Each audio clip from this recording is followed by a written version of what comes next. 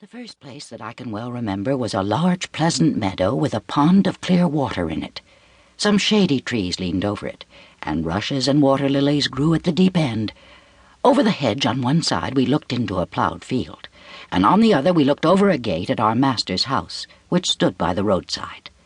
At the top of the meadow was a plantation of fir trees, and at the bottom a running brook overhung by a steep bank.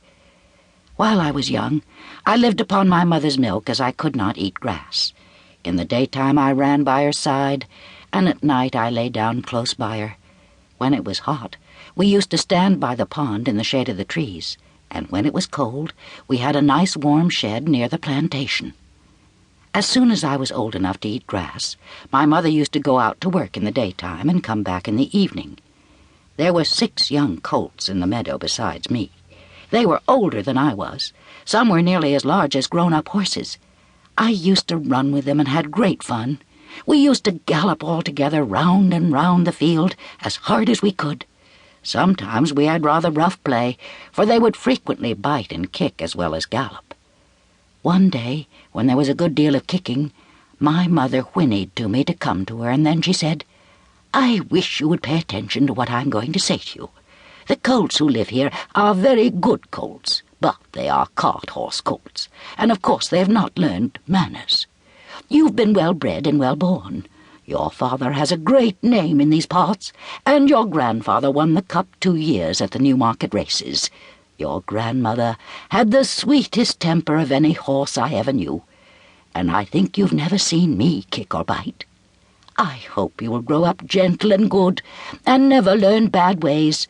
Do your work with a good will, lift your feet up well when you trot, and never bite or kick even in play." I have never forgotten my mother's advice.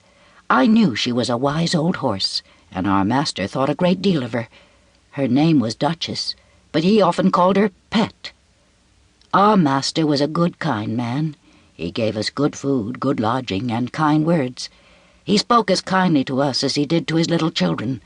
We were all fond of him, and my mother loved him very much. When she saw him at the gate, she would neigh with joy and trot up to him. He would pat and stroke her and say, "Well, old pet, how is your little Darky?" I was a dull black, so he called me Darky. Then he would give me a piece of bread, which was very good, and sometimes he brought a carrot for my mother. All the horses would come to him, but I think we were his favourites. My mother always took him to the town on a market day in a light gig. There was a ploughboy, Dick, who sometimes came into our field to pluck blackberries from the hedge. When he had eaten all he wanted, he would have what he called fun with the colts, throwing stones and sticks at them to make them gallop. We did not much mind him, for we could gallop off, but sometimes a stone would hit and hurt us. One day he was at this game, and did not know that the master was in the next field. But he was there, watching what was going on.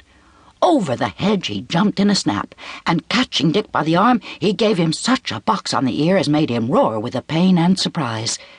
As soon as we saw the master, we trotted up nearer to see what went on. "Bad boy," he said, "bad boy to chase the colts. This is not the first time, nor the second, but it shall be the last. There, take your money and go home. I shall not want you on my farm again." So we never saw Dick any more. Old Daniel, the man who looked after the horses, was just as gentle as our master, so we were well off.